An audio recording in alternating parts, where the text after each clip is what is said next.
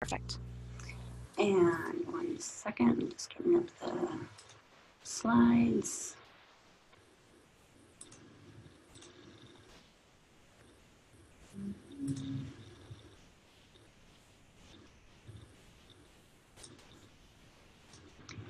Had them up and of course they went away.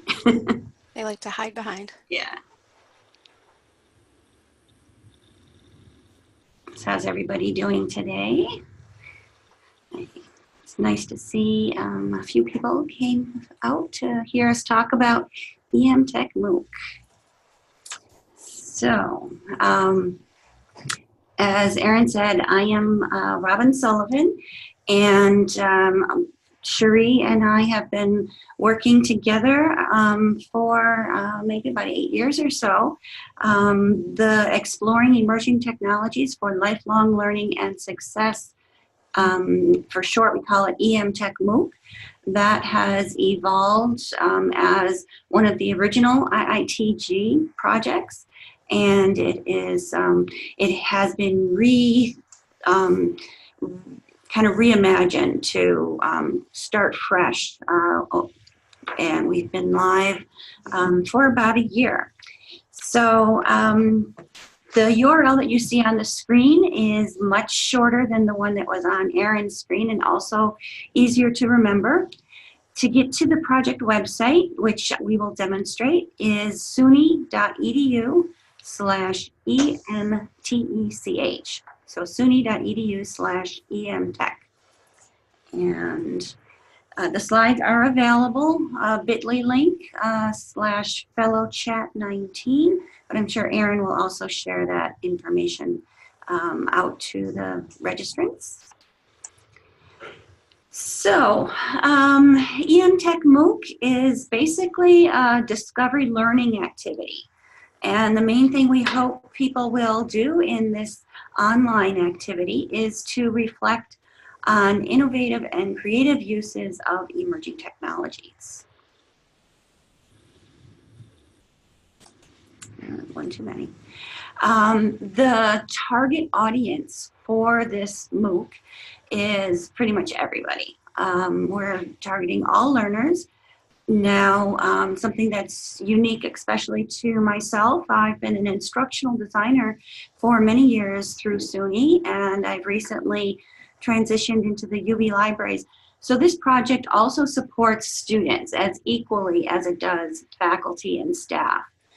So previously, faculty were our main audience and our main target group that we assisted, and students and staff kind of were peripheral, and it was a trickle-down effect.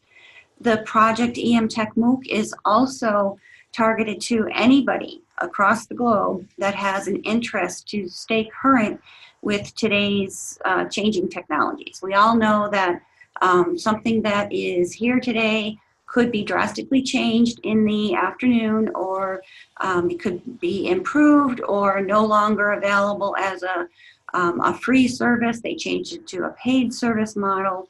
A lot of things can make technology changes, especially just with the evolution of technology tools. Things change, they don't stay the same. So we need to be able to be lifelong learners and continually change along with that process. So the MOOC is available through the Coursera platform. Cherie's going to talk about it and share a little bit more information, but it's divided into 5 modules. In Coursera, they still call them weeks, but you don't have to make them weeks. You can make it 5 hours and complete each of the modules within an hour, and complete the entire course in 5 hours, or you can stretch it out and do the entire course in 5 months and just do a few minutes here and there. So the timeline is very flexible, but there's 5 components.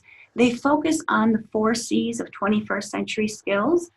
Those 4 C's are communication, collaboration, creativity, and critical thinking. And all throughout these modules, you explore technology tools. And I'm going to let Cherie kind of take it from here and give you a demo of what that looks like. Okay, so as Robin said, it is on the Coursera platform. So you would just get to Coursera. Once you would register, you would be in Coursera. And from there, you would get to the MOOC. And we have a picture here that has Chris Price on it, because he does one of our videos. And this is just like one of the screens in it. But I'm going to go to the next slide, because so if you just want to click the next slide, this one will show you a little bit more about what a particular week or module would be like. Did I go one too many? I think you might have gone, yeah, this one. Okay, so basically on this one, you can see on the left-hand side some navigation as far as the first thing you would do is you would, and it's not 10 minutes, it's just a very small paragraph that sort of situates you for this particular module. And then after that, we would have a video where, so this module is the communication and collaboration video. So you would see a short video that gives you a little more information on communication and collaboration. After that, usually we would have some sort of ungraded activity to sort of help you feel a sense of community and to get more of the message across for that particular unit.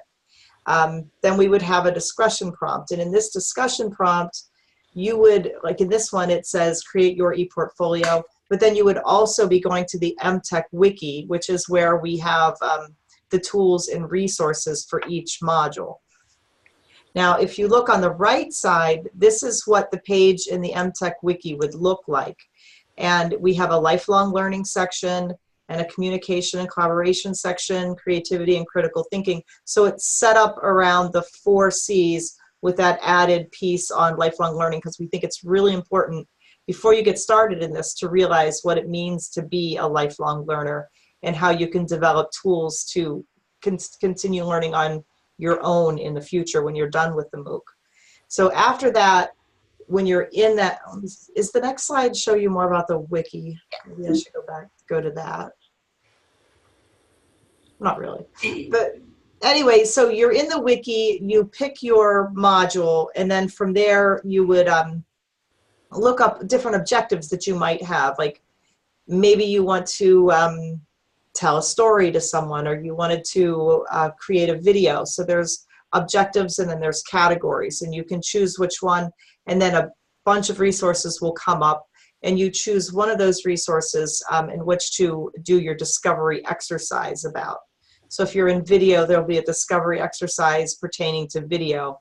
When you're done, you reflect on that, and then you go back into, your ePortfolio, which is another part of this, and you would put that up there, and you would also enter it in the discussion. And then from there, the last thing you have to do to complete that is you just take a short quiz, and the quiz is really, did you do what you were supposed to do? And if you did, you get a badge for that week, or that module, I guess I should call it. So in a nutshell, what we have here is you're going to, hold on, I have my screen up because I have the photo or the videos of everybody blocking this screen. So, okay, I'm where I'm supposed to be now. So you would read, view, and participate in the course materials, and then you would go on to explore the wiki and the tools and resources inside the wiki. You will create a discovery exercise based on that, do a reflection, and then you would earn your badge. And once you have everything done, you would earn the Coursera certificate. And then the next slide shows you a little bit more about the different ways that you're actually being rewarded for your efforts. There's a personal ePortfolio, which you will be creating, which will have some of the 21st century skills that you have now mastered. There's also digital badges throughout. You'll have a Coursera certificate, which if you are affiliated with SUNY and you're using your SUNY email to get in, would be free for you. And then outside, people would have to pay. And the fee isn't, it's a decreased fee. It's not as much as a lot of the MOOCs are. And you get the intrinsic reward of learning new stuff and setting yourself up to be a lifelong learner for future endeavors. I think that was my last slide. Mm-hmm. Okay. So I guess I just want to elaborate just a little bit on the one point as far as, so if you go in and register using your SUNY email address, make sure you go in through the front page of our website and click on the button that will allow you to get in free. Anybody else, so please tell your friends, family, mother, brother, whoever, that they can also take the entire course for free. They will get the mastery badge. They will be able to access all the tools, all the activities. The only thing they won't get is that fancy little paper certificate in the back that has the, respected Coursera name on it. So I just wanted to make that clear. But everybody from SUNY, faculty, staff, students, the whole community is able to take the course for free. So. If I could interject with a question that's in the chat, just because it seems to line up right here with what you were talking about. Is asked to complete the course without having to share everything you create with all importers. Good question. We did come across that with just one participant actually raised that. Actually, the things that you share through this course, you're sharing them through a public ePortfolio.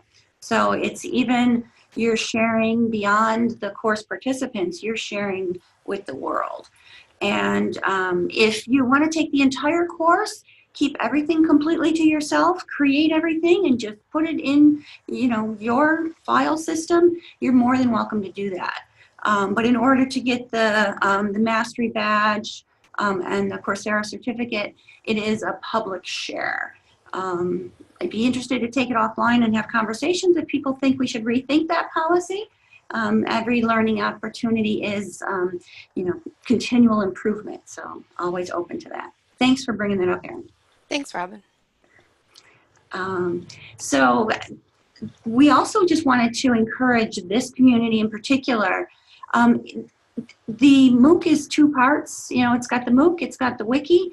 The Wiki is a self-contained database of emerging technology tools, and a Wiki is meant to be crowdsourced and improved. So we would hope that the entire SUNY community, whether or not you plan to participate in the MOOC, please help us improve EmTechWIKI. You can go in and this is, I guess, a little clearer shot of the Wiki. You can go in and the top menu says Contribute. And if you click on that, you can go in and add a tool. You can also just correct a typo. I bet you'll find lots of typos in there you can correct. Or modify an existing tool. If you know there's a great YouTube tutorial out there about captioning, please go in and add it. But that is also an option. And we want to make sure to leave some time for questions and chat and conversation. So we've just got a couple slides left that we'll go over and then we'll leave that open. These fellow chats are nice and short, kind of like the MOOC tries to be, nice and short so that you can manage it in little pieces. So this slide here just shows some of our stats for the course. As of December, we had a little bit more than 3,000 learners. And that is, I think, attributable to the popularity of the MOOC platform. They're not all SUNY folks, that's for sure. I think at that time we maybe had 300 SUNY folks. You can see the map has the larger circle over the state of New York because we are the majority in the course, and we definitely talk about SUNY-related topics. Everything is teaching focused, but there's a lot of uses for the technology tools in relation to your personal life, so those topics also come into conversations. There's learners from all over the world. I think India, Mexico have been a little bit more prominent than the others. The others are often ones and twos, but from countries my geography got greatly improved through this course because I now know many countries that I didn't know before, and it's fascinating to talk with the participants from different areas of the world. So, we have an activity, and I will encourage you all to do one of the activities on your own after the chat is over. And what we'd like you to do is to go to EmTech website. Again, really easy URL to remember, suny.edu/EmTech. And we'd like you to explore one or more of the discovery exercises. You can do this separately from the MOOC. And once you explore the exercises, locate one of the learning objectives on the Discover page in the wiki that applies to you. That filtering down, once you select one of your objectives, you can then filter it down further by selecting more objectives or selecting the category of technologies that you're interested in. And it will then point you to a limited set of technology tools that you can then explore, and then go to the discovery exercises part of the site and do your own self-reflection and check it out. I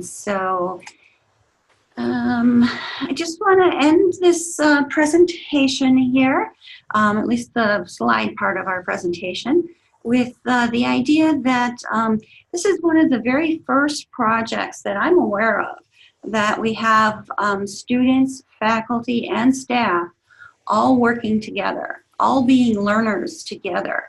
And I think that's pretty unique. Often, the students learn from faculty. And so the faculty are often in the Coursera discussion forums, providing mentoring. You can see some of the faculty who seem to be online learning faculty because they have a knack for mentoring other participants' posts in the community and digging deeper or sharing more resources. And it's also great that the students are in there, maybe they have a different perspective on some of the technologies and the way they like to learn. So it's nice to see that together. We did just finish up. We had our first group of students that were required to participate in the MOOC as part of a course. And again, that was one of those learning opportunities for us, the course designers. So we do want to put a few more restrictions, or not restrictions, make the criteria a little bit more explicit. So when we say we want a reflection, we're going to change that to we need at least 6 sentences of a reflection. So this is not a rigorous course. This is not like your teaching and learning certificate that's going to take you through an entire year. This is a step your toe in the water and get comfortable kind of course. So, so with that, I think we'll open it with questions, and Shuri, hopefully you could take the first one. Yeah, it looks like I might have to take the first question since Robin needs a drink. If anyone would like to type the question in the chat, or you can unmute yourself and feel free to use the mic and ask Robin and Shuri a question. I'll just make a comment. I really like and appreciate the feature to be able to add a tool and contribute to the wiki. I think that that's wonderful, whether you're taking the MOOC or not, and you come across something that you think could be useful to others. That's a great opportunity for others to contribute. Excuse me.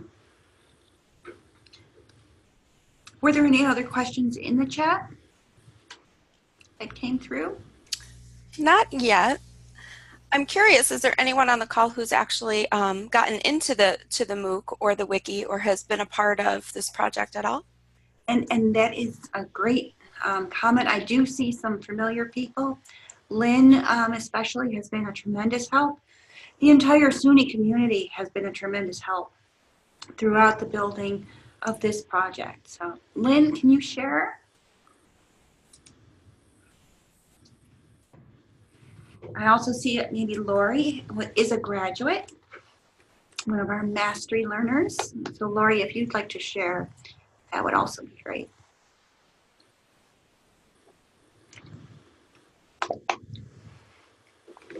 You want to change this from the passive lecture mode to the active learning mode. So somebody think of a question.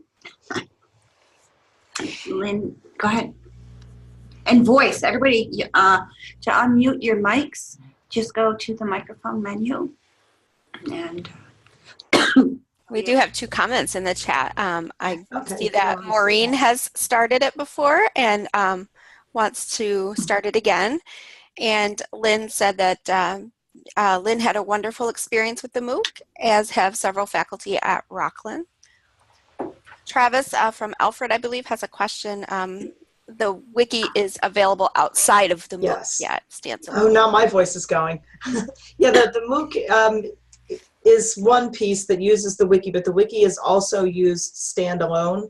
Like if you just wanted to look up something, like I want to do something that might help my students do some critical thinking or some creativity project, you could just go in and click critical thinking, and then you would pick an objective around critical thinking, and the objectives align to that particular module.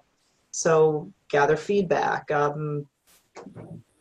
analyze data and information. Digital and media literacy is a really good site there. There's some really good resources. And then from there, you would be able to go through these resources and pick which one that you wanted. And then, like we said before, we'd love for you to contribute if you have things you want to add. Yes, and also I think what's really nice is, and this is crowdsourcing at its finest. So we started the MOOC with about 150 technologies. Over the past year, we've doubled that number, and so you can go in and add an entry or add one of the tutorials, but you can also just go in and say, yeah, YouTube's great. You don't even have to log in.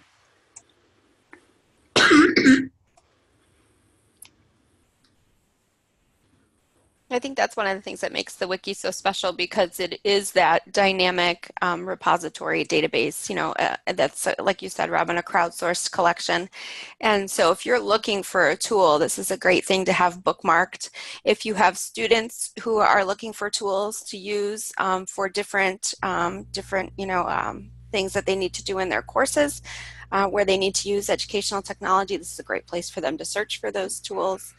So it's nice because it has that, the description is robust and it does align to the competencies, which is really nice. And so we're, I think in our earlier project, we saw that there were about 10 times as many visitors to the site as there were than those who registered. So I'm pretty sure we just started collecting site analytics, and I'm pretty sure that we'll find the same, if not even more so, with the MOOC. Because we can keep this updated so much better than what we had in the static pages, when things go away, it's easy for anybody in the world to say, hey, that's gone, and we can just hit the delete button on it. Keep in mind that it's a moderated wiki, so if somebody went in and wanted to delete everything, we would have to hit the OK button each time. And when you go in and add something, we also hit the yes, that looks good button to make it go live. And sometimes we'll add, I don't know, if we know of an additional tutorial, we'll add that as we're posting it. And there have been, one or two, not too many, but a couple posts that I think the spammers are trying to say, hey, can I get my company advertised or my thing advertised? And so we, if it's educationally related, we are encouraging companies to go in and post their materials and explain what their tool is so that we can all benefit from it. But we, Sheree and I kind of look through and make sure that it's not a marketing message. And the ratings, you can also kind of sort by the ratings to see if something is rated poorly, it's going to fall down to the bottom. When you're coming up with hits on the website, you can find, actually, it will normally load for you the top 3, and then it will allow you to continue to load more tools. So right now, I know that our programmer was in there today making improvements, and I don't see our load more button right now. Yeah, there should be a load more button down there. Yeah, right down here is where you'll see load more, and it will tell you load, It'll tell you how many too, like it'll say there's 64, there's 100. So you'll know how many were in there. So like I said, technology changes, and when something goes away or gets a little broken for a temporary bit, then you have to find plan B. And so this project is meant to increase the comfort level of faculty, students, staff. We do have a great section on the website that's under the impact menu.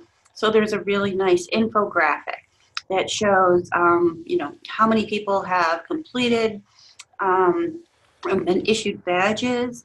I think we got up to 94 completions, so I think Sherry, we should even find a special badge for the 100th completer or something like that. These are, we did want to point out by institution. You can tell when a campus makes an effort to share information about the project with their campus, it becomes active, and you can then see the completers and conversations. We encourage all the instructional design librarians, staff to be in there, encouraging and applying the technology tools to the courses that are being considered, that are being designed, and just providing comments. The graphs right here, that we do a post survey after the end of each, or after the participants reach week 5, and the results are pretty impressive, I would think. That right now there's about close to 70% who say that they have gained strategies to enhance their lifelong learning habits through this MOOC. We do touch a lot on digital literacy, your professional footprint, what it means to be a lifelong learner, growth mindset. There's all kinds of topics in the videos that were created by everybody from around SUNY, Chris, Lynn, and some faculty. And so the video, it's not long video content like you might find in traditional Coursera MOOCs. It's very short little snippets that kind of talk about each of the areas. And then also there's, has this process increased your ability to use emerging technologies? And so it's pretty clear cut that we have about 70% or more that say yes, quite a bit, very much. Has it positively influenced your comfort level and your feelings about using technology? Again, I think that was maybe about 60%, a little bit higher than 60%. The one that, would you recommend this course to friends and colleagues? And so we have about 89% that say yes, they would. So actually, here's the numbers on these. I was kind of guessing on that. So 66%. So who has shared this information out to their campus? I know if anybody has advice for me about how to do that, because this is a continual project. It doesn't run for 5 weeks and then runs again in the spring for 5 weeks. It starts the day that anybody comes and visits the site. That start date is your start date. So it runs continuously, and trying to get the word out on a regular basis without spamming the world too much is a continual balancing act. We recently sent out a batch of emails asking for campuses to share it out to encourage summer learning. We have a really nice little graphic that shows somebody sitting by a lake with their iPad. And so hopefully that's what we will all be doing, up in the mountains by a lake with an iPad, learning through EmTechMOOC all summer long, or at the pool, whatever your case might be. So we will also be sharing with the through the workplace community. Again, I know we've shared it quite a bit. So this is the advertisement that you can come here and you know, copy and paste this into an email, forward the email that, you know, you might receive from me. In the learn more about the project option, there are ways that you can share a different announcement. This one's kind of more, a little bit more generic. It has our 1-minute trailer video. And you can also print flyers, takeaways, business cards to spread the word around your campus that EmTechMOOC is an option for lifelong learning, to learn about technology, to keep pace with technology change. And it's available.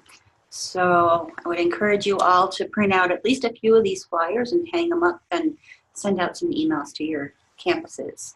Or point us to people that we should contact at your campus that might be a good route to advertise.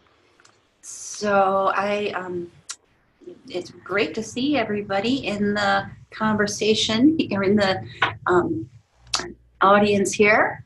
I'd love to see you in the MOOC, and I would love to hear if anybody has any questions or additional comments.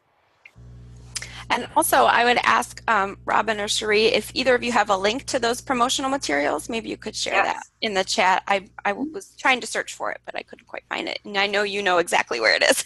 So I'll allow any other, chat questions, comments to just go on for a little bit. And I just want to do a closing for those that do have to go to be cognizant of time. So I just want to thank Robin and Cherie for sharing with us today. We always appreciate your leadership and your willingness to represent the Open SUNY community. We do recognize there may be others in our community who have an interest and an expertise that they would like to share on a topic. So I'm going to put a link here in the chat. If you are interested in submitting a proposal to lead a fellow chat, we would love to host you. Today's session is being recorded. That will be made available through our YouTube channel, and you can access the chat recap with all the resources that were mentioned and the recording in the at the same site where you registered. So I'm going to post that in the chat as well. That's a bit.ly fellow chat MTech, so that's a quick and easy one. You can also review any of our past fellow chats. We've been doing this series for a number of years now, and we would always want to promote past chats. So if you're interested in taking a look at any of our former speakers, you can do that here at this last bit.ly. So again, thank you so much for joining us today, and we hope to see you at another virtual event. Yes, thank you so much for having us here, and thank you everybody for making time to be here on the call. And feel free to connect with Cherie or myself, either through phone, email. We'll be at CIT, and thank you very much. Great.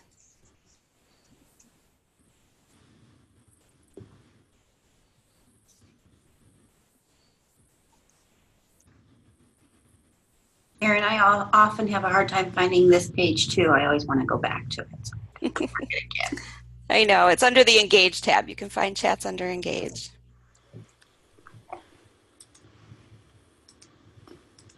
All right, so I will have you stop the recording also. Okay. That's perfect. Okay.